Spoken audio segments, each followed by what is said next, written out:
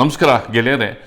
Covid ಹೊಸ ಪ್ರಭೇದ ಇದೀಗ ಸಾರ್ವಜನಿಕ ವಲಯದಲ್ಲಿ ಸಾಕಷ್ಟು ದಿಗ್ಭ್ರಮೆ ಮತ್ತು ಆತಂಕಕ್ಕೆ ಕಾರಣ ಆಗಿದೆ. ಮತ್ತೊಂದೆಡೆ ಸರ್ಕಾರಕ್ಕೂ ಕೂಡ ಇದೀಗ ಈ ಒಂದು ಹೊಸ ಸವಾಲನ್ನು ಹೇಗೆ ಸ್ವೀಕಾರ ಮಾಡೋದು, ಒಂದು ವೇಳೆ ಇದು ದೊಡ್ಡ ಮಟ್ಟದಲ್ಲಿ ಜ್ವಾಲಾಮುಖಿಯಾಗಿ ಹಬ್ಬದಲ್ಲೇ ಇರೋ ಥರ ಇರೋದಕ್ಕೆ ಏನು ಮಾಡಬೇಕು ಅನ್ನುವಂತಹ ಒಂದು ಪ್ರಶ್ನೆ ಎದುರಾಗಿದೆ. ಇದರ ಮಧ್ಯೆ ಬೆಚ್ಚಿ ಬೀಳಿಸುವಂತಹ ಮಾಹಿತಿಗಳು ಲಭ್ಯ ಆಗ್ತಿದೆ. ಕೋವಿಡ್ ಪ್ರಭೇದವಿರುವ ದೇಶಗಳಿಂದ ಬಂದಂತಹ ಇಬ್ಬರಿಗೆ, ಬೆಂಗಳೂರಿನ ಬೊಮ್ಮಸಂದ್ರ ವ್ಯಾಪ್ತಿಯಲ್ಲಿರುವ ಇಬ್ಬರಿಗೆ ಕೋವಿಡ್ ಪಾಸಿಟಿವ್ ಪತ್ತೆಯಾಗಿದೆ. ಆದರೆ ಇದು ಈ ಹೊಸದಾಗಿ ಕಂಡು ಬಂದಿರುವ ಪ್ರಭೇದವೇ ಇಲ್ಲವೇ ಅನ್ನೋದು ನಾಳೆ ಖಚಿತವಾಗಿ ಗೊತ್ತಾಗಿದೆ. ಈ ಮಧ್ಯೆ ಕಾಂಗ್ರೆಸ್ ನಾಯಕ ಎಚ್.ಕೆ. ಪಾಟೀಲ್ ಒಟ್ಟು ಈ ಹೊಸ ಪ್ರಭೇದ ಕಂಡು ಬಂದ ನಂತರ 12,300ಕ್ಕೂ ಹೆಚ್ಚು ಜನ ಯಾವುದೇ ತಪಾಸಣೆ ಇಲ್ಲದೆ ಕರ್ನಾಟಕದ ಮೂಲೆ ಮೂಲೆಗಳಲ್ಲಿ ಆ ಒಂದು ದೇಶಗಳಿಂದ ಬಂದು ಹಂಚಿ ಹೋಗಿದ್ದಾರೆ ಅನ್ನುವಂತಹ ಭಯಭೀತ ಮಾಹಿತಿಯನ್ನು ಹೊರಹಾಕಿದ್ದಾರೆ. ಈ ಕುರಿತು ಇಂದಿನ ಮಾತು ಮಂಥನ. ಗೆಳೆಯರೆ, ಕೋವಿಡ್ ಹೊಸ ಪ್ರಭೇದ ಒಂದು ರೀತಿಯಲ್ಲಿ ಭಯ ಹುಟ್ಟಿಸ್ತಿದೆ. ಇದೇನಪ್ಪ ಸಾಕು, ಇನ್ನೇನು ವ್ಯಾಕ್ಸಿನ್ ಬಂತು ಅಂತ ನಿಟ್ಟುಸಿರು ಬಿಡೋ ಹೊತ್ತಲ್ಲಿ ಈ ಹೊಸ ಪ್ರಭೇದ ಬಂದು ಇನ್ಯಾವ ರೀತಿಯ ಬಿರುಗಾಳಿಯನ್ನ ಎಬ್ಬಿಸಿ ಸಾರ್ವಜನಿಕ ಬದುಕನ್ನ ಇನ್ನಷ್ಟು ತಲ್ಲಣಕ್ಕೆ, ದಿಗ್ಭ್ರಾಂತಿಗೆ ತಳ್ಳುತ್ತೋ ಅನ್ನುವಂತಹ ಭೀತಿ ಎದುರಾಗಿದೆ. ಇದನ್ನ ಹೇಳೋದಕ್ಕೆ ಸಾಕಷ್ಟು ಮಾಹಿತಿಗಳು ನನ್ನ ಬಳಿ ಇವೆ. ಯಾಕೆಂತಂದ್ರೆ ಈ ಪ್ರಭೇದ ಬೇಗ ಹಬ್ಬುತ್ತೆ ಅನ್ನೋದೊಂದು ಬಿಟ್ರೆ ಅದರ ತೀವ್ರತೆ ಮಾಮೂಲಿ ಕೋವಿಡ್ ಎಷ್ಟಿರುತ್ತೋ ತೀವ್ರತೆ ಅಷ್ಟೇ ಇದೆ. ಆದರೆ ಹಬ್ಬುವ ಪ್ರಮಾಣ ಮಾತ್ರ ಆ ಕೋವಿಡ್ಗಿಂತ 70% ಹೆಚ್ಚಿದೆ ಎನ್ನುವುದೇ ಇಲ್ಲಿ ಆತಂಕದ ಸಂಗತಿ. ಇದು ಈ ಕಾಲಘಟ್ಟದಲ್ಲಿ ಈ ಒಂದು ಹಬ್ಬುವ ಭೀತಿ ಇದೆಯಲ್ಲ, ಅತ್ಯಂತ ಮುಖ್ಯ ಅಂತ ನನಗೆ ಅನಿಸುತ್ತೆ. ಯಾಕೆಂತಂದ್ರೆ ಶಾಲಾ ಕಾಲೇಜುಗಳನ್ನ ತೆರೀಲಿಕ್ಕೆ ಸರ್ಕಾರಗಳು ಸಿದ್ಧತೆಯನ್ನು ನಡೆಸಿವೆ. ಒಂದು ರೀತಿಯಲ್ಲಿ ಸಹಜ ಬದುಕಿಗೆ ಜನರನ್ನ ತರೋದಕ್ಕೆ ಎಲ್ಲ ತಯಾರಿಗಳು ಆರಂಭ ಆಗಿವೆ. ಇದೀಗ ದೊಡ್ಡ ದೊಡ್ಡ ಮಾಲ್ಗಳು ಕಾರ್ಯಾರಂಭ ಆಗಿವೆ, ಕಾರ್ಖಾನೆಗಳು ಕಾರ್ಯಾರಂಭ ಆಗಿವೆ, ಬಸ್ಗಳ ಸಂಚಾರ ಕಾರ್ಯಾರಂಭ ಆಗಿದೆ. ಜನಜೀವನ ನಿಧಾನಕ್ಕೆ ಸಹಜ ಸ್ಥಿತಿಗೆ ಬಂತ, ಆರ್ಥಿಕ ಚಟುವಟಿಕೆಗಳು ಕೂಡ ಸಹಜ ಸ್ಥಿತಿಗೆ ಬರುವ ಘಟ್ಟದಲ್ಲಿ ಇನ್ನೇನು ವ್ಯಾಕ್ಸಿನ್ ಬಂತು ಮತ್ತು ವ್ಯಾಕ್ಸಿನ್ ಅನ್ನ ಮ್ಯಾಸಿವ್ ಆಗಿ ರಾಜ್ಯಾದ್ಯಂತ, ದೇಶಾದ್ಯಂತ ಎಲ್ಲ ವರ್ಗಗಳಿಗೆ, ಎಲ್ಲ ವಲಯಗಳಿಗೆ, ಕೊರೋನಾ ವಾರಿಯರ್ಸ್ಗಳಿಗೆ, ಹೆಲ್ತ್ ವರ್ಕರ್ಸ್ಗಳಿಗೆ ಕೊಡೋದಕ್ಕೆ ಸರ್ಕಾರಗಳು ಸಮರೋಪಾದಿಯ ತಯಾರಿಯಲ್ಲಿ ತೊಡಗಿರಬೇಕಾದ್ರೆ ಇದೇನಪ್ಪ ಇದು, ಈ ರೂಪಾಂತರದ ಪ್ರಭೇದ ಬಂದು ಹೇಗೆ ಬದುಕನ್ನು ನುಂಗ್ ಹಾಕುತ್ತೋ ಅನ್ನುವಂತಹ ಭೀತಿ ಎದುರಾಗಿದೆ. ಅದರಲ್ಲೂ ಕರ್ನಾಟಕದಲ್ಲಿ ಈಗ ನಿನ್ನೆ ಮೊನ್ನೆ ಬಂದಂತಹ ಫ್ಲೈಟ್ಗಳಲ್ಲಿ ಒಂದು ಇಂಗ್ಲೆಂಡಿಂದ ನೇರವಾಗಿ ಬಂದಂತಹ ಬ್ರಿಟನ್ ಏರ್ವೇಸ್, ಹಾಗೆಯೇ ಇಂಡಿಯನ್ ಏರ್ವೇಸ್ ಅಲ್ಲಿ ಸರಿಸುಮಾರು 138 ಜನಕ್ಕೆ ಟೆಸ್ಟ್ ಆಗಿಲ್ಲ. 138 ಜನಕ್ಕೆ ಟೆಸ್ಟ್ ಆಗಿಲ್ಲ ಅನ್ನೋದನ್ನ ಸರ್ಕಾರವೇ ಹೇಳಿದೆ. ಇದೀಗ ಆ 138 ಜನರ ಬೆನ್ನಟ್ಟಿ ರಾಜ್ಯಾದ್ಯಂತ ಹರಿದು ಹಂಚೋಗಿದ್ದಾರೆ ಅವರು. ಅದ್ರ ಬಗ್ಗೆ ನಾನು ಹೇಳ್ತೀನಿ. ಅವ್ರನ್ನ ಬೆನ್ನಟ್ಟಿ ಅವನ್ನ ತಪಾಸಣೆಗೆ ಗುರಿಪಡಿಸಿ ಒಂದು ವೇಳೆ ಪಾಸಿಟಿವ್ ಬಂದಿದ್ರೆ ಅದೇನು ಮಾಮೂಲಿ ಪಾಸಿಟಿವ್ ಅಥವಾ ಹೊಸ ಪ್ರಭೇದದ ಪಾಸಿಟಿವ್, ಹೊಸ ಪ್ರಭೇದದ ಪಾಸಿಟಿವ್ ಆಗಿದ್ರೆ ಮತ್ತೊಂದು ಸವಾಲು. ಅವ್ರು ಕಳೆದ 2-3 ದಿನಗಳಲ್ಲಿ ಅಥವಾ ಕರ್ನಾಟಕಕ್ಕೆ ಬಂದ ನಂತರ ಎಷ್ಟು ಜನಕ್ಕೆ ಸಂಪರ್ಕದಲ್ಲಿದ್ದಾರೆ, ಏನಿದ್ದಾರೆ, ಇಂತಹ ಬಹಳಷ್ಟು ಪ್ರಶ್ನೆಗಳು ಉದ್ಭವ ಆಗಿದೆ. ಇದರ ಮಧ್ಯೆ ರೋಚಕ ವಿದ್ಯಮಾನವೊಂದರಲ್ಲಿ ಅಲ್ಲಿಂದ ಬಂದವರೆಲ್ಲ ಇಬ್ಬರು ಪಾಸಿಟಿವ್ ಪತ್ತೆಯಾಗಿದೆ. ಇಬ್ಬರು ಬೊಮ್ಮನಹಳ್ಳಿ ವಲಯದ ಇಬ್ಬರಿಗೆ ಪಾಸಿಟಿವ್ ಬಂದಿದೆ. ಅವರು 19ನೇ ತಾರೀಕು ಇಂಗ್ಲೆಂಡಿಂದ ಇಲ್ಲಿಗೆ ಬಂದಿದ್ರು ಅಂತ ಮಾಹಿತಿ ಲಭ್ಯ ಆಗಿದೆ. ಅವರಿಗೆ ಪಾಸಿಟಿವ್ ಬಂದಿದೆ. ಇದೀಗ ಈ ಪಾಸಿಟಿವ್, ಕೋವಿಡ್ ಪಾಸಿಟಿವ್ ಇದೆಯಲ್ಲ, ಅದು ಏನು ಮಾಮೂಲಿ ಪಾಸಿಟಿವ್ ಅಥವಾ ಅವರು ಆ ಒಂದು ಹೊಸ ಪ್ರಭೇದದ ದೇಶದಿಂದ ಬಂದಿರೋದ್ರಿಂದ ಈ ಕೋವಿಡ್ ಹೊಸ ಪ್ರಭೇದದ ಕೋವಿಡ್, ಇದು ಇದೀಗ ಪತ್ತೆ ಹಚ್ಚೋದಲ್ಲಿ ನಾಳೆ ಹೊತ್ತಿಗೆ ಇದು ಬಹುತೇಕ ಖಚಿತ ಆಗ್ತಿದೆ. ಹೀಗಾಗಿ ಈ ಒಂದು ವಿದೇಶಗಳಿಂದ ಬಂದಿರೋರು ಕರ್ನಾಟಕದಲ್ಲಿ ಒಂದು ರೀತಿಯಲ್ಲಿ ಸವಾಲು, ಒಂದು ರೀತಿಯಲ್ಲಿ ಭೀತಿ, ಮತ್ತೊಂದು ರೀತಿಯಲ್ಲಿ ಏನಪ್ಪಾ ಇದು ಮುಂದೇನಾಗುತ್ತೋ ಅನ್ನುವಂತಹ ಆತಂಕಕ್ಕೂ ಕೂಡ ಕಾರಣ ಆಗಿದೆ. ಕೋವಿಡ್ ಬಂದಿದ್ದೇ ವಿಮಾನದ ಮೂಲಕ ಅನ್ನೋದು ಎಲ್ಲರಿಗೂ ಕೂಡ ಗೊತ್ತಿರುವಂತಹ ವಿಚಾರ. ಇದು ಒಂದು ಘಟ್ಟ ಮಾತ್ರ. ಇದರ ಮಧ್ಯೆ ಕಾಂಗ್ರೆಸ್ ಹಿರಿಯ ನಾಯಕ ಎಚ್.ಕೆ. ಪಾಟೀಲ್ ಮಹತ್ವದ ಸಂಗತಿಯೊಂದನ್ನು ಸ್ಫೋಟ ಮಾಡಿದ್ದಾರೆ. ಅಂದ್ರೆ 12,300 ಜನ ಈ ಒಂದು ಕೋವಿಡ್ ಹೊಸ ಪ್ರಭೇದದ ದೇಶಗಳಿಂದ ಈ ಹೊಸ ಪ್ರಭೇದ ಪತ್ತೆಯಾದ ಬಳಿಕ ಕರ್ನಾಟಕಕ್ಕೆ ಬಂದಿದ್ದಾರೆ ಅನ್ನುವಂತಹ ರೋಚಕ ಮಾಹಿತಿಯನ್ನ ಅವರು ಹಬ್ಬಿದ್ದಾರೆ. ಅಂದ್ರೆ ಯಾವುದೇ ಟೆಸ್ಟ್ ಇಲ್ಲದೆ ಆಯ್ತು ನೀವು ಹೋಗಿ ಹೋಮ್ ಕ್ವಾರಂಟೈನ್ ಆಗಿ ಅಂತ ನೇರವಾಗಿ ಅವ್ರನ್ನ ಬಿಡ್ಲಾಗಿದೆ. ಹೋಮ್ ಕ್ವಾರಂಟೈನ್ ಆದ್ಮೇಲೆ ಅವ್ರಿಗೆ ನಿಗಾ ಇಟ್ಟಿದಾರ, ಅವ್ನ ಚೆಕ್ ಮಾಡಿದಾರ, ಹೋಗಿ ಅಲ್ಲಾದ್ರೂ ಹೋಗಿ ಅವ್ರಿಗೇನು ಆಂಟಿಜನ್ ಅಥವಾ RT-PCR ಟೆಸ್ಟ್ ಮಾಡಿದಾರ, ಅವ್ರ ಕತೆ ಏನಾಗಿದೆ, ಅವ್ರಿಗೆ ಏನಾದ್ರು ವ್ಯತ್ಯಾಸಗಳಾಗಿದೆ, ಅವ್ರು ಏನಾದ್ರು ಸ್ಪ್ರೆಡ್ ಮಾಡಿದಾರ, ಹೇಗಿದೆ ಅವ್ರ ಬದುಕು, ಯಾರು ಅವ್ರ ಮೇಲೆ ನಿಗಾ ಇಟ್ಟಿದ್ದಾರೆ, ಅದು ಕೂಡ ವ್ಯವಸ್ಥೆಯೇ ಕುಸಿದು ಬಿದ್ದಿದ್ದು. ಈ ಒಂದು ವಿದೇಶದಿಂದ ಬಂದವ್ರನ್ನ ಚೆಕ್ ಮಾಡುವಂತಹ ವ್ಯವಸ್ಥೆಯೇ ಇಲ್ಲವಾಗಿದ್ದು 12,300 ಜನಕ್ಕೆ ಯಾವುದೇ ಟೆಸ್ಟ್ ಇಲ್ಲದೆ ಕರ್ನಾಟಕದಲ್ಲಿ ಬಿಡುಗಡೆ ಮಾಡಲಾಗಿದೆ, ಕರ್ನಾಟಕದಲ್ಲಿ ಒಳಗಡೆ ಸೇರಿಸಲಾಗಿದೆ ಅನ್ನೋ ಮಾಹಿತಿಯನ್ನ ಅವರು ಹೇಳಿದ್ದಾರೆ.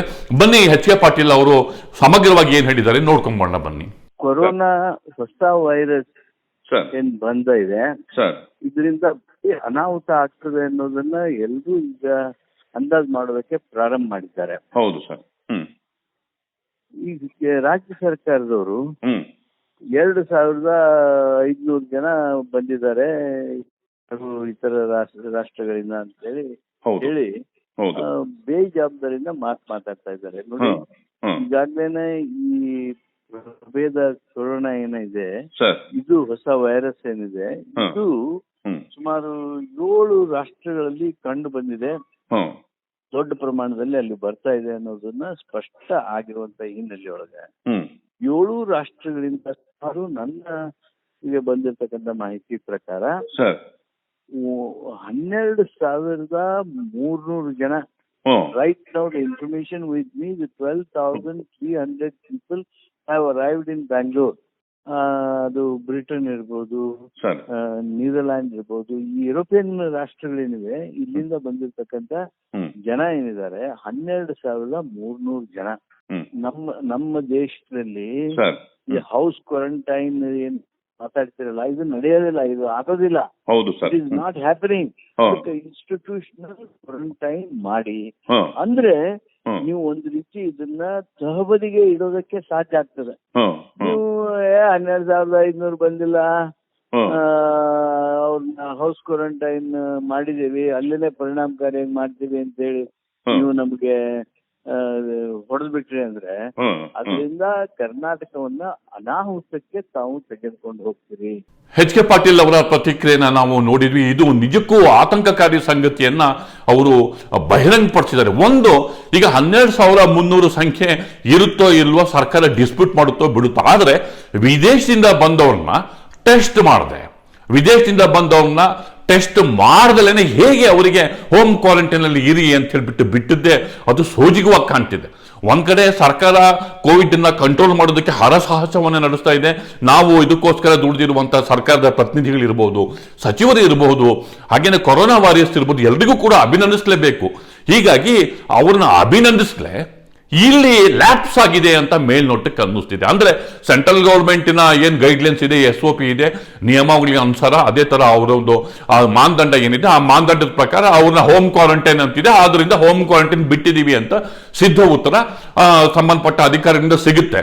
ಆದ್ರೆ ಅಷ್ಟೊಂದು ದೊಡ್ಡ ಸಂಖ್ಯೆಯಲ್ಲಿ ಕೊರೋನಾ ಇರುವಂತಹ ರಾಷ್ಟ್ರಗಳಿಂದ ಬರುವಂತಹ ಜನರಿಗೆ, ಅದರಲ್ಲೂ ಕೊರೋನಾ ಪ್ರಭೇದದ ಕಾಣಿಸ್ಕೊಂಡ ನಂತರ 12,000ಕ್ಕೂ ಹೆಚ್ಚು ಜನ ಬಂದಿದ್ದಾರೆ ಅಂತಂದ್ರೆ ಅಂತಹ ದೇಶಗಳಿಂದ ಬರುವಂತಹ ಜನರಿಗೆ ಟೆಸ್ಟ್ ಮಾಡ್ದಲೇನೆ, ಯಾವುದೇ ರಿಪೋರ್ಟ್ ಇಲ್ದಲೇನೆ, ಅಲ್ಲಿ ಹತ್ತಬೇಕಾದ್ರೂ ಟೆಸ್ಟ್ ಮಾಡ್ಕೊಂಡಿಲ್ಲ, ಇಲ್ಲಿ ಇಳಿದ ನಂತರವೂ ಟೆಸ್ಟ್ ಮಾಡಿಲ್ಲ, ಹೋಮ್ ಕ್ವಾರಂಟೈನ್ ಅಲ್ಲಿ ಇಡಿ ಅಂತ ಬಿಟ್ಟಿದ್ದಾರೆ ಅಂದಮೇಲೆ ಅವರು ಬಹುಶಃ ಒಂದು ವೇಳೆ ಎಲ್ಲಾದರೂ ಹೊಸ ಪ್ರಭೇದದ ಈ ಒಂದು ಕೋವಿಡ್ ಯಾರಿಗಾರು ಇತ್ತು ಅಂದ್ರೆ ಅದರಿಂದ ಉಂಟಾಗಬಹುದಂತ ಅನಾಹುತ ಇದೆಯಲ್ಲ, ಅದು ಬಹುಶಃ ನಿರೀಕ್ಷೆಗೂ ಕೂಡ ಮೀರಿಬಿಡುತ್ತೆ ಅನ್ನುವ ಆತಂಕ ನಮ್ದು. ಅಂದ್ರೆ ಅಂತಹದ್ದೊಂದು ಆತಂಕ ಬರದೇ ಇರಲಿ ಎನ್ನುವಂತಹ ಆಶಯದ ಜೊತೆಗೆ ನಾವು ಈ ಮಾತನ್ನ ಹೇಳ್ತಿದ್ದೀವಿ ಗೆಳೆಯರೆ. ಹೀಗಾಗಿ ಈ ಒಂದು ಹೊಸ ಪ್ರಭೇದ ಒಂದು ರೀತಿಯಲ್ಲಿ ಊಹೆಗೂ ಸಿಲುಕತೆ.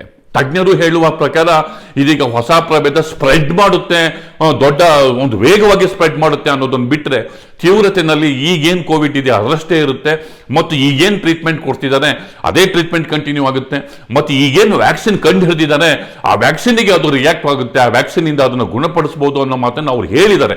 ಆದರೂ ಕೂಡ ಇದು ಹೊಸದಾಗಿ ಈ ಪ್ರಭೇದ ಕಾಣಿಸ್ಕೊಂಡಿರೋದ್ರಿಂದ ಅದರ ಸಂಪೂರ್ಣ ಗುಣಗಳು ಇನ್ನೂ ವಿಜ್ಞಾನಿಗಳಿಗೆ, ವೈರಾಲಜಿಸ್ಟ್ಗಳಿಗೆ ಇನ್ನೂ ಕೂಡ ಯಾರಿಗೂ ಗೊತ್ತಾಗಿಲ್ಲ. ಆದ್ರಿಂದ ಈ ಮಾತನ್ನ ನಾನು ಸ್ಪೆಸಿಫಿಕ್ ಆಗಿ ಹೇಳ್ತಿದ್ದೇನೆ. ಇದನ್ನು ಗಂಭೀರವಾಗಿ ನಾನು ಹೇಳೋದಕ್ಕೆ ಕಾರಣ ಏನು ಅಂತಂದ್ರೆ ಎರಡು ಮುಖ್ಯವಾದಂತಹ ವಿಚಾರಗಳು. ಈಗ ನ್ಯೂ ಇಯರ್ ಸೆಲೆಬ್ರೇಷನ್ಸ್, ಹೊಸ ವರ್ಷ ಬರ್ತಿದೆ.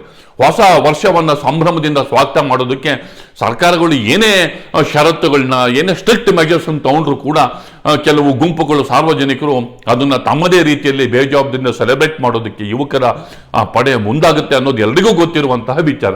ಹೀಗಾಗಿ ಈ ಒಂದು ಆತಂಕ, ಹೊಸ ಪ್ರಭೇದದ ಆತಂಕ, ಎರಡನೇ ಅಲೆಯ ಆತಂಕದ ಮಧ್ಯೆ ಸ್ವಲ್ಪ ಎಚ್ಚರ. ಎಲ್ಲ ಕಡೆ ಏನು ಪೊಲೀಸ್ನವ್ರೇನು ಕಣ್ಗಾವಲು ಹಾಕೋದಕ್ಕಾಗಲ್ಲ. ಎಲ್ಲವನ್ನೂ ಸರ್ಕಾರವನ್ನು ದೂಷಣೆ ಮಾಡಿ ಪ್ರಯೋಜನ, ಸಾರ್ವಜನಿಕರ ಜವಾಬ್ದಾರಿ ಕೂಡ ಮುಖ್ಯ ಆಗಿಬಿಡುತ್ತೆ. ಇಲ್ಲಿ ಎರಡು ಕೈ ಸೇರಿದ್ರೆ ಚಪ್ಪಾಳೆಯ ಹೊರತು ಒಬ್ಬರ ಮೇಲೆ ದೋಷವನ್ನು ಹೊರಿಸಿ ಇಲ್ಲಿ ಆಗಬೇಕಾಗಿದ್ದು ಏನಿಲ್ಲ. ಆದ್ರಿಂದ ಸಾರ್ವಜನಿಕರು ಕೂಡ ಎಚ್ಚರ ತಪ್ಪಿದ್ರೆ ಇದರ ಹೊಣೆಗಾರಿಕೆಯನ್ನ ಸಾರ್ವಜನಿಕರು ಕೂಡ ಹೊರಬೇಕಾಗಿ ಬರುತ್ತೆ ಅನ್ನೋದನ್ನ ನಾನು ಸ್ಪೆಸಿಫಿಕ್ ಆಗಿ ಹೇಳ್ತಿದ್ದೀನಿ. ಹೀಗಾಗಿ ಇದೀಗ ನೈಟ್ ಕರ್ಫ್ಯೂ ಹಾಕುವಂಥದ್ದು ಅಥವಾ ಈಗ ಶಾಲೆಗಳನ್ನ ತೆರಿಬೇಕು ಜನವರಿಯಿಂದ ಸರ್ಕಾರ ಸಜ್ಜಾಗಿದೆ.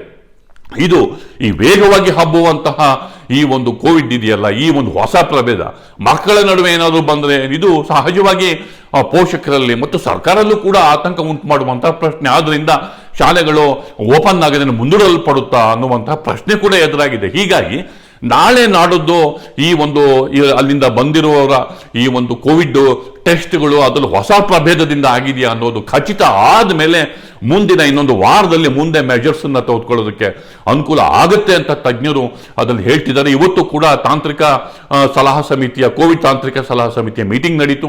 ಶಾಲೆಗಳನ್ನ ತೆರೆಯೋದಕ್ಕೆ ಸಂಬಂಧಪಟ್ಟಂತೆ ಈ ಆತಂಕದಿಂದ ಅದನ್ನೇನು ಕ್ಲೋಸ್ ಮಾಡಬೇಕಾ ಅನ್ನುವಂತಹ ಯಾವುದೇ ತೀರ್ಮಾನವನ್ನು ಅವರು ಕೈಗೊಳ್ಳಿಲ್ಲ. ಕಾದು ನೋಡುವಂತಹ ಸಂಗತಿಗೆ ಒಂದು ತೀರ್ಮಾನಕ್ಕೆ ಅವರು ಬಂದಿದ್ದಾರೆ ಗೆಳೆಯರೆ. ಆದ್ರಿಂದ ಮುಂದಿನ ಒಂದು ವಾರ ಅಥವಾ 2 ವಾರ ಈ ಮತ್ತೊಮ್ಮೆ ಕೋವಿಡ್ ಒಂದು ದೃಷ್ಟಿಯಿಂದ ನಿರ್ಣಾಯಕವಾಗಲಿವೆ. ಈ ಒಂದು ಹೊಸದಾಗಿ ಪ್ರಭೇದ ಕಂಡು ಬಂದಿರುವಂತಹ ದೇಶಗಳಿಂದ ಕರ್ನಾಟಕಕ್ಕೆ ಬಂದಿರುವಂತಹ ಜನ ಅವರ ಆರೋಗ್ಯ ಸ್ಥಿತಿ ಮತ್ತು ಅವರ ಕೋವಿಡ್ ಸ್ಥಿತಿಗಳ ಮೇಲೆ ಕರ್ನಾಟಕದ ಭವಿಷ್ಯ ನಿಂತಿದೆ ಅನ್ನೋ ಮಾತನ್ನು ಹೇಳ್ತಾ, ಯಾರಿಗೂ ಕೂಡ ಅಪಾಯ ಈ ಬರ್ದಲೇ ಇರಲಿ, ಕರ್ನಾಟಕ ಸೇಫ್ ಆಗಿರಲಿ ಮತ್ತು ಈ ಒಂದು ಎರಡನೇ ಪ್ರಭೇದ ಸ್ಪ್ರೆಡ್ ಆಗದಲೇ ಇರಲಿ ಅನ್ನುವ ಒಂದು ಆಶಯದ ಜೊತೆಗೆ ನಾನು ಮಾತನ್ನು ಮುಗಿಸ್ತೇನೆ.